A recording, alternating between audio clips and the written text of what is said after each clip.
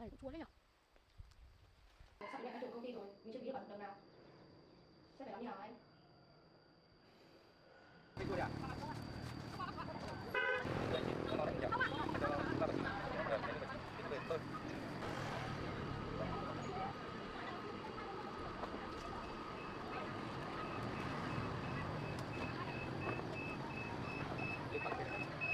Chú nói như vậy có nghĩa là chú là chú ruột của cháu ạ? Đúng rồi.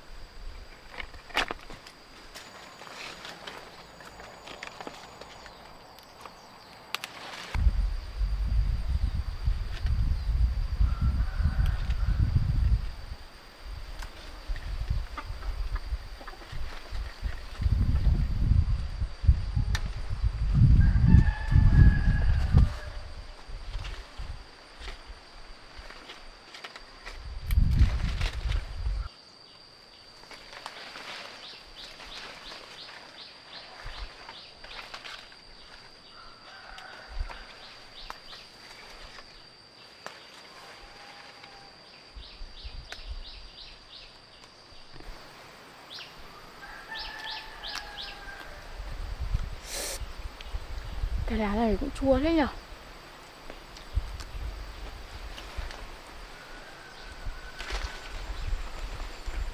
Quả là to thật đấy.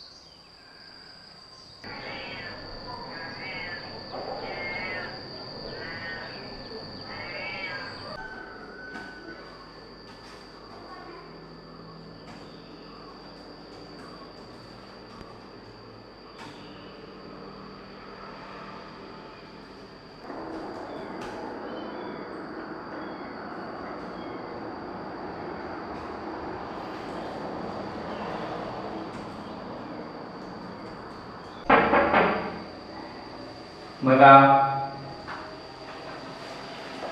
Dạ em chào anh ạ. Chào em, mời em ngồi. Hôm nay em đã đi ký để hết hợp đồng chưa?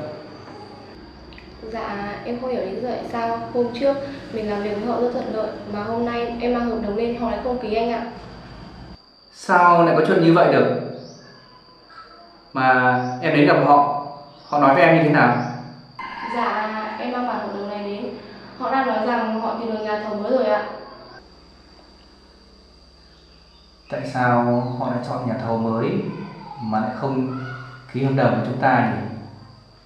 Em nghe họ nói rằng nhà thầu mới có giá thi công rất rẻ và còn nhiều ưu đãi cho khách hàng nữa ạ.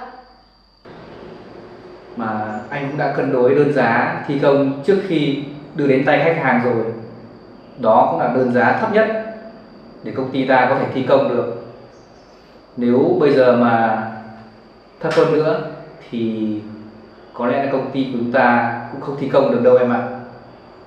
Nhưng mà bây giờ sắp đến ngày khai trương của công ty rồi, mình chưa ký được bản hợp đồng nào. Sẽ phải làm như nào hả anh?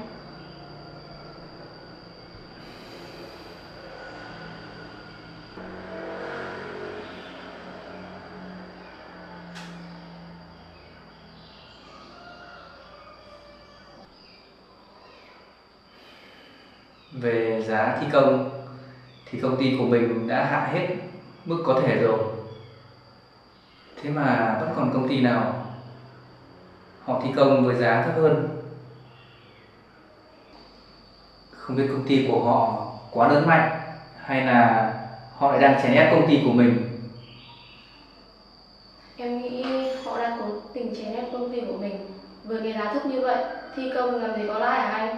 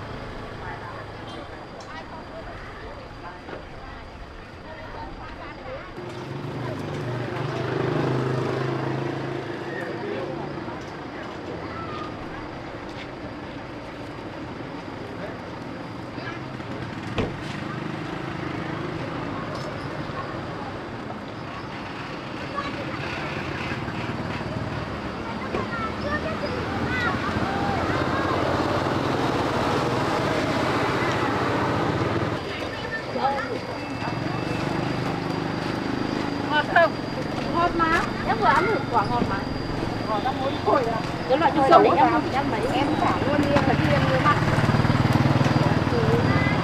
Không, được mà. Cái trứng sống này.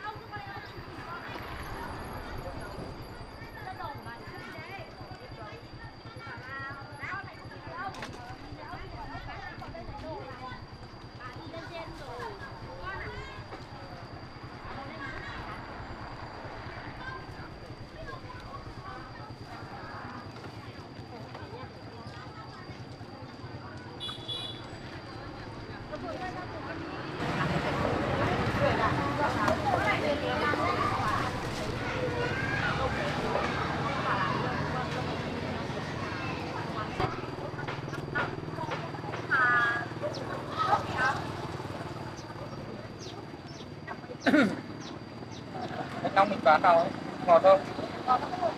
Để tôi hỏi dân.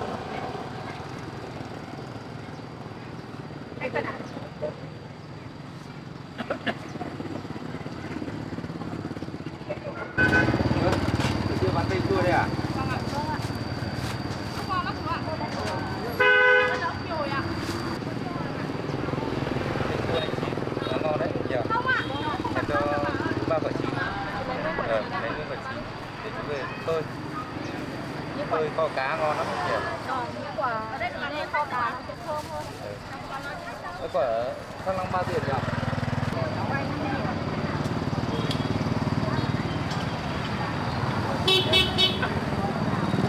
Cây chua của chú bao tiền hả? Cây chua này bao tiền này của chú đây? Là 10.000 ạ. Tôi không phải giả lại đâu. Dạ vâng ạ.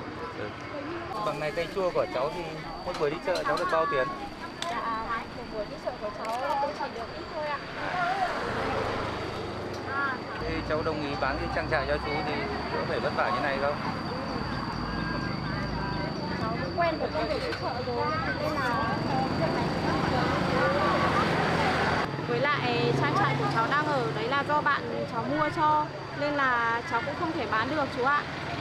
Tính của cháu giống hệt với cháu, không cho bản thân vất vả.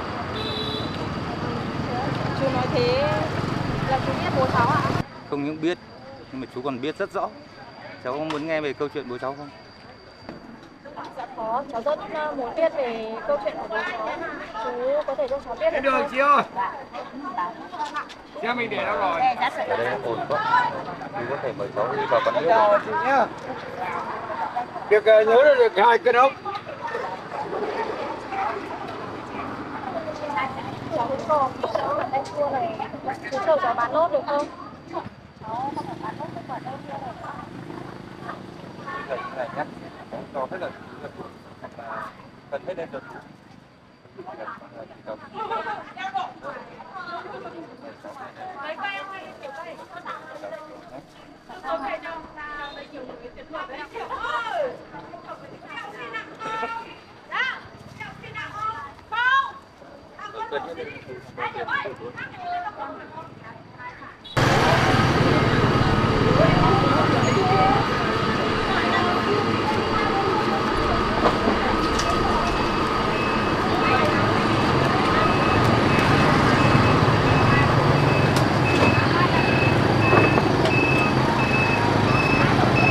Lên bằng cái này.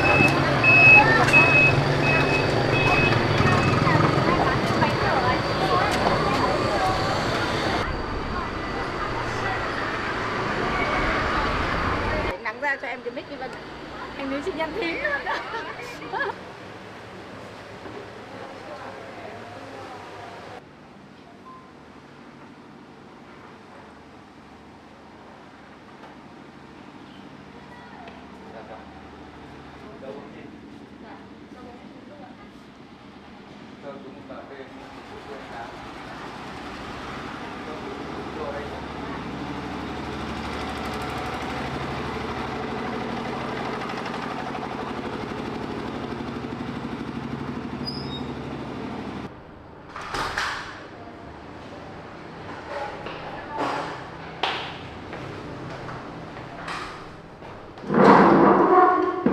Sống luôn.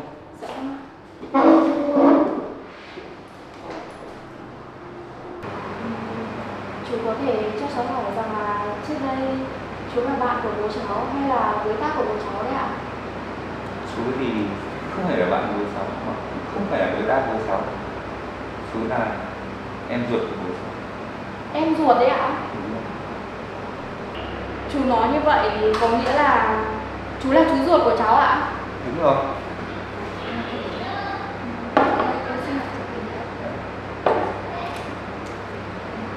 Thật ra cháu bị thất lạc bố mẹ từ nhỏ, cho nên cháu không biết mình lại có một người chú ruột đâu ạ. Cháu uống nước đi. Dạ, vâng ạ. Thực ra bây giờ chú mới biết cháu vẫn còn sống. Dạ vâng, cháu thất lạc bố mẹ từ lúc còn nhỏ, cho nên là cháu cũng không biết là mình đã có bao nhiêu người thân trong gia đình đâu chú ạ. Đúng rồi. Công ty của bố mẹ cháu năm đấy bị phá sản, nên là gia đình cháu bị truy sát. Dạ vâng. Cho nên là cháu mất tích từ ngày đó, nên chú không thể tìm thấy cháu. Năm đó cháu được một bà cụ nhận nuôi, nhưng mà bây giờ bà cụ cũng mất rồi, nên là cháu cũng không biết người thân của mình là ai cả. Từ khi cháu lớn lên cho đến bây giờ, cháu luôn mong muốn được tìm lại gia đình và người thân của mình. Và thời gian mới đây thì cháu có tìm được người mẹ đẻ, người đã sinh ra cháu. Nhưng cháu được biết mẹ cháu đã nhận nuôi một người con gái tên là Linh, và hiện tại mẹ cháu vẫn đang ở với chị Linh ạ. Trong thời gian cháu tìm thấy mẹ thì cháu cũng không nghe thấy mẹ cháu nói rằng cháu lại còn có một người chú ruột đâu ạ.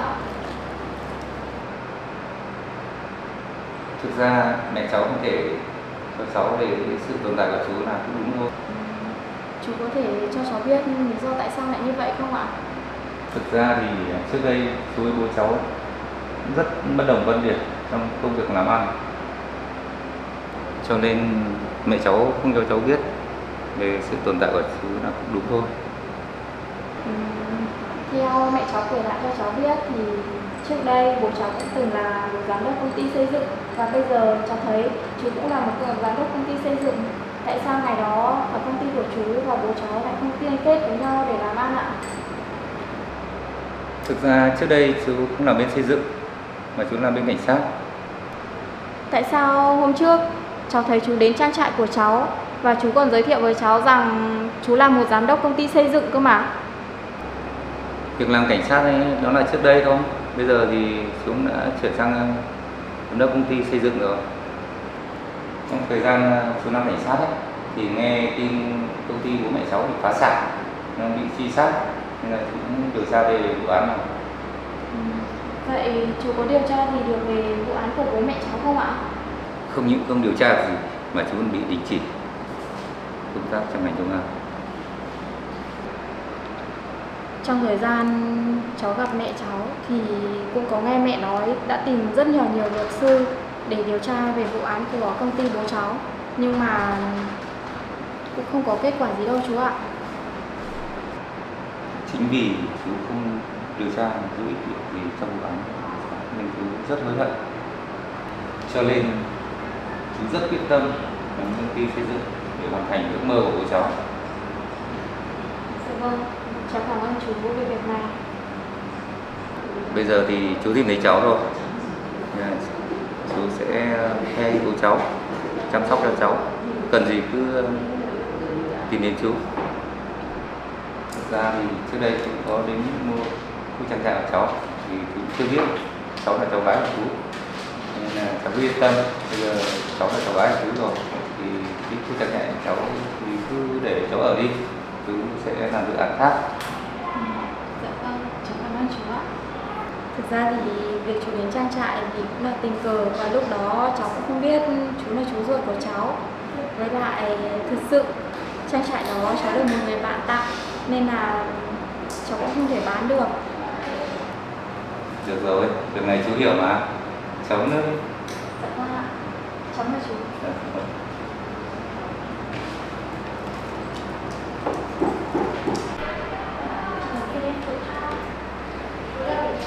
Số điện thoại không ở trang trại thì chưa cháu rồi đấy. Có việc gì cần thì làm với chú nhé.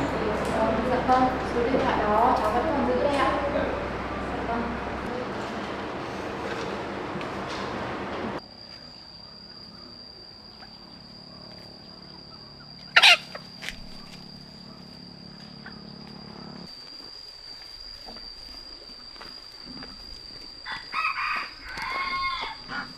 Mẹ làm cỏ vào đấy mẹ. Ừ. Sao con lại về giờ này? Dạ vâng ạ.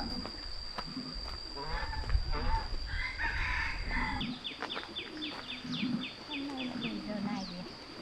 Hôm nay công ty có chút việc nên con về sớm mẹ ạ. Thế à? Hôm nay có công ty có chuyện gì hả con? Mẹ ngồi đây.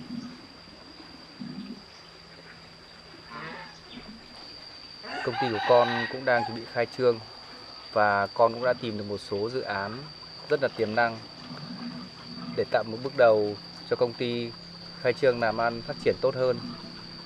Nhưng không hiểu tại sao sắp đến ngày khai trương rồi mà chủ của những dự án đó họ đã không ký hợp đồng với con nữa. Sao lại có chuyện đó được? Mà con đã đi gặp trực tiếp họ chưa? Hôm nay thư ký của con cũng đến gặp trực tiếp và làm việc với họ. Và họ cũng nói rằng giá tiền mà công ty của con đang thi công thì lại cao hơn so với giá tiền của các nhà thầu khác. Thế giá vật liệu dạo này như nào rồi? Có cao lắm không con? Mà con đã cân đối cái giá vật liệu và cái giá thi công công trình chưa? Trước khi đưa ra cái đơn giá đó cho khách hàng thì con cũng đã tìm hiểu giá vật liệu cũng rất nhiều rồi mẹ. Con không muốn lấy lợi nhuận nhiều từ những cái công trình đầu tiên này, và con chỉ muốn tạo dựng được một cái sự khởi đầu rất tốt cho công ty đã mẹ. Mà không những thế, con còn đi tham khảo một số công ty mà con biết nữa. Không có công ty nào có đơn giá thấp hơn công ty của con đâu mẹ. Nếu như bây giờ mà con hạ đơn giá xuống thấp hơn nữa thì công ty của con sẽ không làm được đâu mẹ. Bây giờ cũng không có thu nhập để trả lương cho công nhân, vì công ty của con cũng mới thành lập thôi, nên cũng không có nhiều nguồn vốn. Đúng rồi. Cái đơn giá mà con đưa ra như thế thì mình cũng không thể hạ thấp được xuống nữa. Bây giờ mình mà hạ thấp xuống thì cũng không có lãi để trả lương cho công nhân. Mà công ty thì vừa mới mở ra, làm sao mà cạnh tranh được với các công ty lớn. Mà con cũng thấy nặng. Hôm nay cái thư ký của con về có nói có một công ty khác đưa ra đơn giá thấp hơn và có rất nhiều ưu đãi tốt hơn công ty của con. Không biết công ty đó muốn cạnh tranh với công ty con hay là có lý do gì khác. Trong việc kinh doanh, họ cạnh tranh là điều tất nhiên rồi. Mà công ty của con thì vừa mới mở ra. Bây giờ họ cũng phải tìm cách để chèn ép công ty của mình để công ty của họ phát triển hơn. Số vốn của công ty nếu mà có nhiều thì vấn đề này cũng không e ngại. Nhưng mà công ty mới thành lập, số vốn còn ít nên mới lâm vào hoàn cảnh như thế này mẹ ạ. Có lẽ công ty cũng không được gặp may mắn trong những ngày đầu khai trương. Nhưng mà thôi, con sẽ cố gắng tìm những dự án tốt cho công ty hoạt động về sau mẹ ạ. Thôi, mình lập được công ty nên như thế này cũng là tốt lắm rồi. Bây giờ con cố gắng lên rồi mình cũng có thể may mắn cho con ạ. Dạ vâng, con sẽ cố gắng mẹ ạ. Mà thôi, bây giờ con cũng phải vào lấy một số giấy tờ rồi con đi thử sức một công việc nữa. Mẹ với Tử Tiêu cứ ở nhà đi nhé. Ăn cơm trước đi, con sẽ về muộn đấy.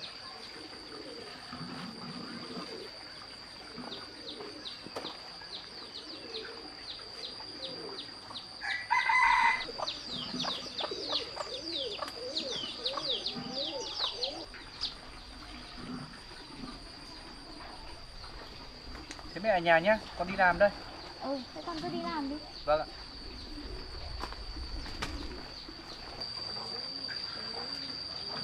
Khổ thân con trai tôi, bao nhiêu công sức xây dựng đến công ty, bây giờ chưa khai trương đã gặp khó khăn rồi.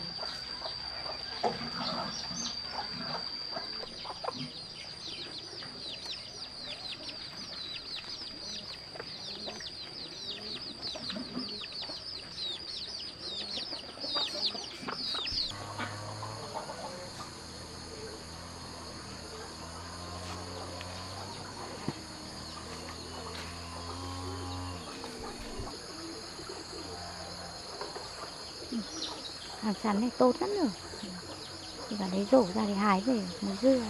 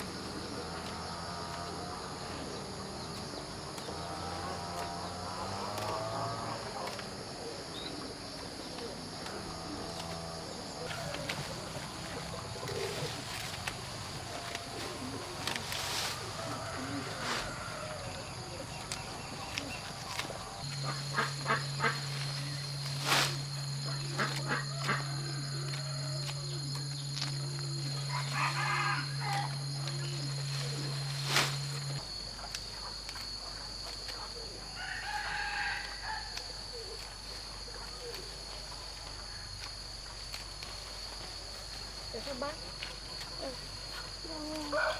Cháu đi thu hoạch gì về đây? Cháu đi thu hoạch tay chua đấy ạ. Mà tay chua cháu cũng mang ra chợ bán hết rồi bác ạ. Bác cắt rau sắn này để muối à? Bác thấy hàng rau sắn tốt quá rồi nhưng mà bác cắt từ bác muối. Cháu mang đồ này này.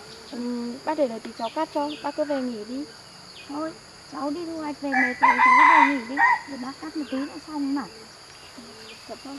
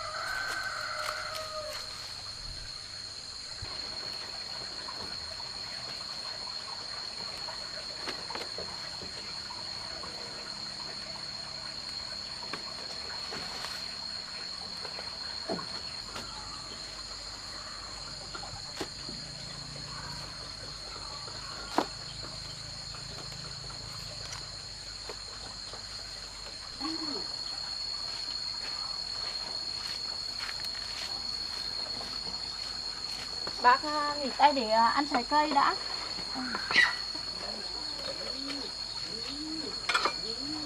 Mùa này đang mùa thanh long, quả thanh long to ngon. Vâng.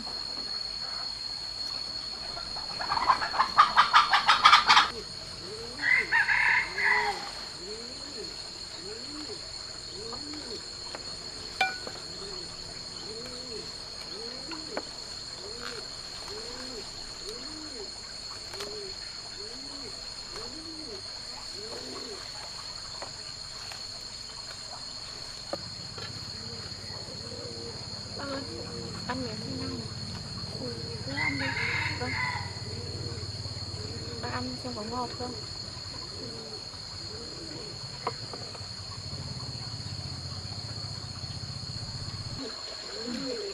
Thanh long này ngọt rồi đó.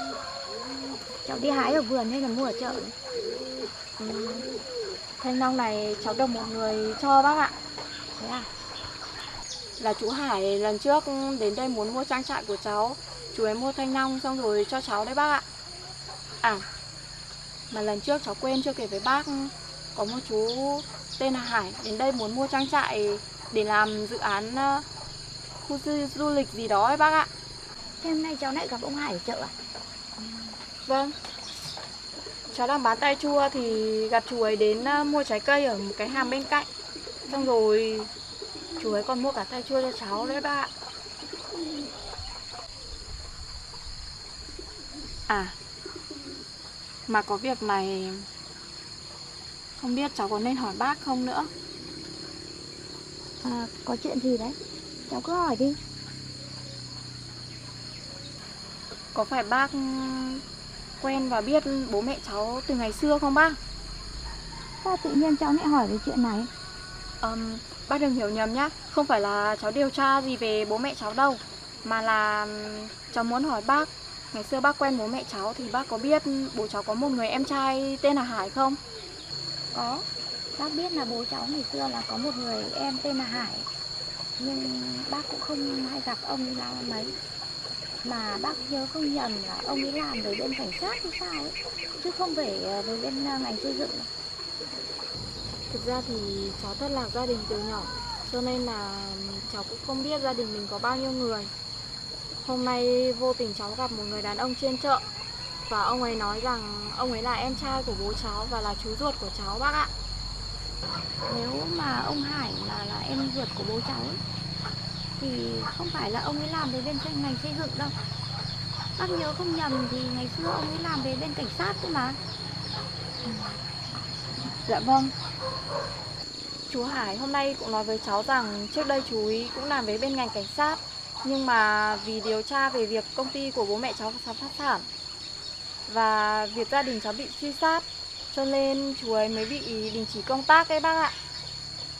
Nếu mà như vậy thì ông ấy chính xác là chú ruột của cháu rồi đấy, Tỷ Kiều ạ. Mới đầu ông ấy nói với cháu, nhưng mà cháu cũng không tin lắm, bởi vì cháu chưa gặp ông ấy bao giờ. Cho nên hôm nay cháu mới hỏi bác xem là có thực sự bố cháu có một người em trai không. Chú Hải nói từ ngày cùng gia đình cháu bị truy sát, ông ấy cũng không nghĩ là cháu còn sống. Mới đây ông ấy mới biết là cháu vẫn còn, nên bây giờ hai chú cháu mới gặp nhau đấy bác ạ. Thôi, ăn trái cây đi. Cháu ăn đi. Dạ vâng ạ.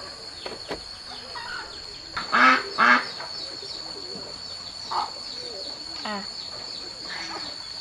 bác có biết hôm nay cháu gặp chú Hải, chú ấy đã nói gì với cháu không? Mà ông ấy nói gì với cháu vậy?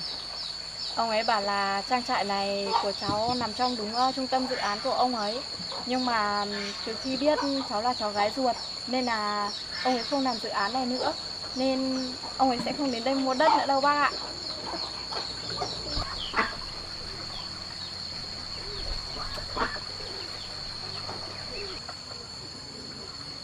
Bác biết ông Hải này từ ngày bố mẹ cháu còn đang hoạt động ở công ty ấy. Công ty của bố mẹ cháu thì lúc nào cũng phát triển tốt, cho nên lúc nào ông ấy cũng ghen tị với bố mẹ cháu. Bây giờ cháu cũng đừng nên tin tưởng vào ông ấy quá. Trước đây chú Hải sống với bố mẹ cháu thế nào thì cháu cũng không rõ. Nhưng mà chú ấy cũng nói với cháu rằng chú ấy đã rất hối hận về những việc làm với bố cháu trước đây.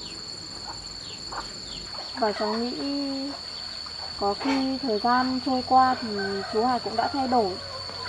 Vì cái trang trại này của cháu nằm ở đúng trung tâm dự án. Vậy mà chú ấy cũng hủy bỏ cả dự án để lại trang trại cho cháu ở. Có khi chú ấy thay đổi rồi đấy bác ạ. Lòng tham của con người thì không dễ gì thay đổi thế đâu cháu ạ. Bác nghĩ là cháu lên cẩn thận thì cũng vẫn tốt hơn. Dạ vâng ạ.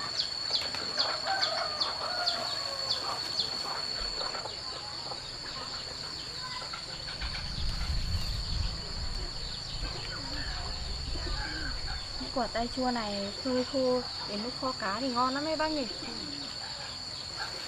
Quả tay chua này vừa kho cá này, nấu canh chua cũng ngon. Vâng.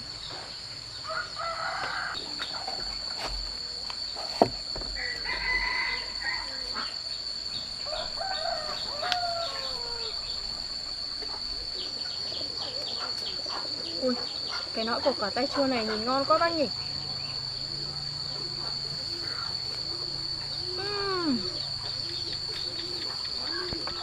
Sao nó chua thế?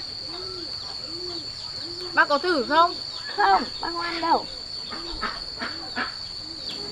Nhìn nó rất là ngon nhưng mà chua các bác ạ.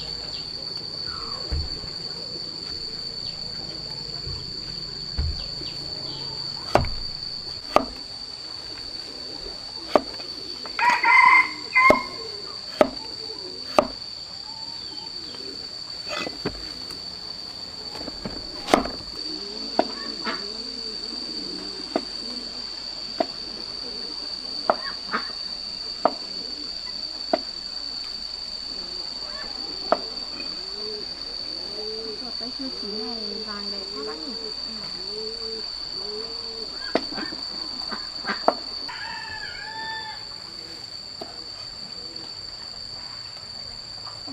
Quả này thơm lắm bác ạ. Chín vàng như là thơm. Vâng.